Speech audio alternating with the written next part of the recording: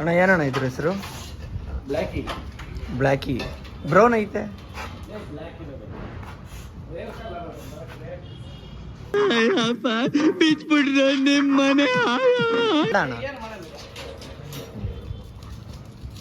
ಇಲ್ಲ ಅವ್ರೆ ನೀನ್ ಬಿಡು ಬ್ರೋ. ಅಣ್ಣ ನೋಡ್ರಣ್ಣ ಇವರು ಗೊತ್ತು.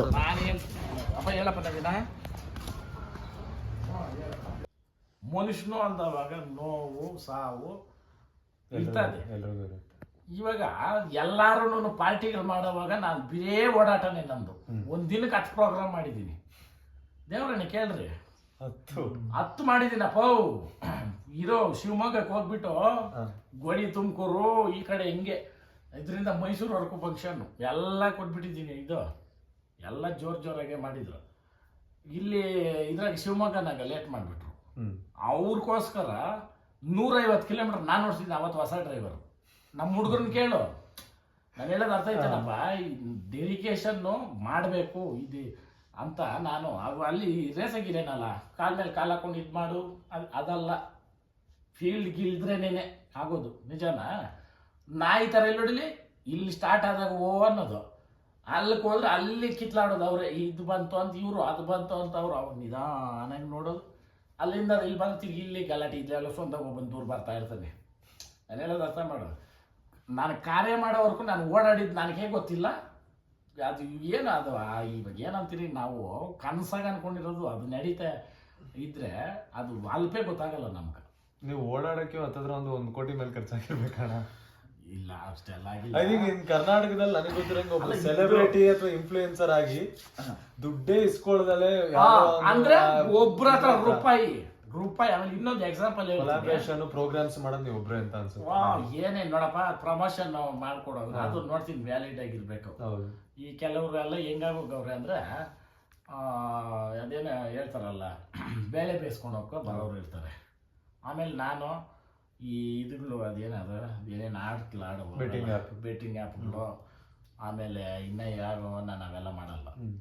ಆಮೇಲೆ ಇನ್ನೊಬ್ಬೊಬ್ರು ಕೆಲವರು ಈ ಗಾದೆನಾಗ ಹೇಳೋರು, ಮುಂದೊಂದು ಕಾಲ ಬರ್ತಾ ಇದೆ ಗಿಲೀಟ್ ಬಂಗಾರು ಅಂತ. ಗಿಲೀಟ್ ಬಂಗಾರು ಮಿಂಚೋದು ಜಾಸ್ತಿ, ಅದಕ್ಕೆ 10 ರೂಪಾಯಿ ಮರ್ಯಾದೆ. ಅದಕ್ಕೆ ಒರಿಜಿನಲ್ 1 ಗ್ರಾಮ್ ಇದ್ರೂ ಪ್ರಾಣ ಉಳಿಸ್ತದೆ ಕಷ್ಟ ಅಂದಾಗ. ಎಕ್ಸಾಂಪಲ್ ಒಂದು ಹೇಳ್ತೀನಿ, ಅದು ನಿಮ್ಗೆ ಹೇಳಿದ್ದೆ, ನಾನು ಹೇಳ್ತೀನಿ ಜನಕ್ಕೆ ಗೊತ್ತಾಗಲ್ಲ ಅಂತ. ಇಮಿಡಿಯೇಟು 3 ಗಂಟೆಗೆ ಇದು ಕ್ಲೋಸು ಬ್ಯಾಂಕು. ಅವತ್ತು ಪೇಮೆಂಟ್ ಮಾಡಿ ನಾವು ನಾಳೆ ಕೊಡ್ಸಿರೋದ್ರೆ ಅದೇನೋ ಒಂಥರ ಸಣ್ಣದಾಗಿ ಮಾತಾಡ್ಬಿಟ್ರು. ಶುಕ್ರವಾರ ನಾನು ಶುಕ್ರವಾರ ಮಂಗಳವಾರ ನೋಡಲ್ಲ, ದುಡ್ಡು ಕಾಸ್ಕೊಂತಾನೆ, ಪ್ರಾಣ ಹೋದ್ರೆ ಇಕ್ಕೊಳ್ತಿಲ್ಲ. ಇಲ್ಲ ಊಟ ಮಗುನ ಆವತ್ತು ಅದು ಮಿಕ್ಕೊಂಡು ನಾಳೆ ಬರ್ತೀರ. ಆದ್ರಾಗ ಏನು ಮಾಡಿದೆ, ಒಂದು ನಾನು ಅಷ್ಟು ಯೂಸ್ ಮಾಡ್ತಾ ಇರಲಿಲ್ಲ, ಚೈನ್ ಕಟ್ಕೊಳ್ಳಿದೆ. ನಾನು ಅಂದಾಜು ಒಂದು 8 ಲಕ್ಷ ಬರ್ಬೋದು ಅಂದ್ಕೊಂಡಿದ್ದೆ. ಆಮೇಲೆ ಅವ್ನು ಸೇಟು ಹೋಗ್ಬಿಟ್ರು, ಅಣ್ಣ ಇವಾಗ 28 ಲಕ್ಷ ಬರ್ತೈತೆ, ನೀವು ಅಂದರೆ 30 ಲಕ್ಷ ಮಾಡಿಬಿಡ್ತೀನಿ ಅಂದರೆ ಮಾರ್ಬಿಡೋಕಂದೆ ನಾನು. ಇವಾಗ ಇದ್ದಿದ್ರೆ ಇವಾಗ 10,000 ನಾವು ಎಷ್ಟಿರ್ಬೋದು ಪ್ರೈಸ್ ಕೊಟ್ಟಾಗ ನೀವು? ಎಷ್ಟು ಅವಾಗ ಏನು ಒಂದು 2-2.5 ಲಕ್ಷ ಇರ್ಬೋದೇನು. ಅವಾಗ ಏನು 3,000 1 ಗ್ರಾಮ್ ಎಷ್ಟಿತ್ತಣ್ಣ? ಅದೇ ಅಷ್ಟೇ 2-2.5 ಸಾವಿರ ಇರ್ತೈತಲ್ಲಪ್ಪ ಅವಾಗ ಮಾಡ್ಸಿರೋದು. ಯಾವಾಗ ಮಾಡ್ಸಿರೋದು? ಯಾವ ಟೈಮು ಯಾವಾಗ ನಾನೇನು ಹೇಳಿ, ಅಟ್ಲೀಸ್ಟ್ ಒಂದು ಇಷ್ಟು ವರ್ಷದಿಂದ ಅಂತ ಅಂದ್ರೆ ಗೊತ್ತಿರುತ್ತಲ್ಲ. ಅದಕ್ಕೆ ಒಂದು 10 ವರ್ಷ ಅನ್ಕೋ. 10 ವರ್ಷದಿಂದ 2 ಅಷ್ಟೇ ಇರುತ್ತೆ. 5,000-6,000 ಹತ್ರ ಅಷ್ಟಿಲ್ಲ, ಅಷ್ಟರಾಗಿ ಮಾಡ್ಸಿರೋದು. ಅದು ಹಳೇದು, ಅದು ನಾನು ಅಷ್ಟು ಯೂಸ್ ಮಾಡ್ತಾ ಇಲ್ಲ. ಇವಾಗ ಇದ್ದಿದ್ರೆ ಅದೇನೇ ಅಷ್ಟೇ ಚಿಕ್ಕ 40 ಲಕ್ಷ ಗ್ರಾಮಗಳ ಮೇಲೆ ತಾನಪ್ಪ ದುಡ್ಡು. ಚೈನ್ ಅಷ್ಟೇನಾ ಅದು ದೊಡ್ಡದಪ್ಪ. ಓಕೆ, ಡಾಬ್ ಇತ್ತು, ಈ ಡಾಬ್ ಹಾಕೊಂಡವ್ರು ಯಾರವ್ರು ಇವಾಗ. ಹಂಗೆ ಈ ಏನು ಹೇಳ್ತೀನಿ ಅಂತಂದ್ರೆ ಒರಿಜಿನಲ್ ಬಂಗಾರ ಪ್ರಾಣ ಉಳಿಸ್ತದೆ. ಇವಾಗ ಏನಾಗ್ಬಿಟ್ಟಿದೆ ಆಡಂಬರ ಜೀವನ. ಅದೇನೇನೋ ಕೆಲವ್ರು ಮಾಡಿಬಿಟ್ಟು ಅದ್ಯಾವುದು 3,000 ರೂಪಾಯಿ ದೇವ್ರನ್ನೇ ಒರಿಜಿನಲ್ ಹಾಕೋರ್ಗೆ ಮರ್ಯಾದೆ ಹೋಗ್ಬಿಡ್ತು. ಇಲ್ವಾ? ಇವಾಗ ಅದೇ ತರ ಬಂಗಾರ ಮಾಡ್ಸಾಕೊಂಡವ್ರೆ ಅವ್ರನ್ನೂ ಅದೇ ಅನ್ನೋದು. ಸುಮ್ಮನೆ ಇರಪ್ಪ, ನಾವು ನೋಡಿಲ್ಲ ಇವನ್ನ.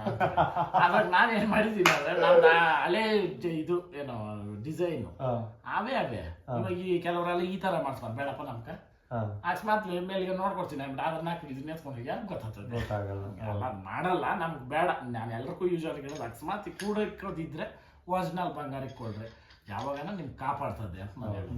ನಾನು ಒಂದು 10-8 ಲಕ್ಷ ನಾನು ಇಟ್ಕೊಂಡಿದ್ದಿದ್ದಾದ್ರೆ ನಿಮ್ಗೆ 3 ಪಟ್ಟು ಬಂತಲ್ಲ, ಅರ್ಥ ಮಾಡ್ರಿ.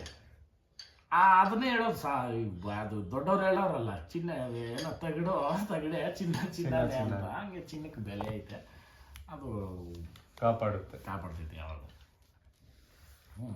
ಇನ್ನೇನಪ್ಪ ಓದ್ತಾ ಇದ್ದಾನೆ ಕಣ. ಸಿನಿಮಾ ಮುಗಿದ್ಮೇಲೆ ಮನೆಗೆ ಹೋಗ್ಬೇಕಾ ಹಾಳಾಗೋಬೇಕಾ ಗೊತ್ತಾಗ್ದಿರೆ ಬಾರ್ಗೆ ಹೋಗ್ಬಿಟ್ಟು 90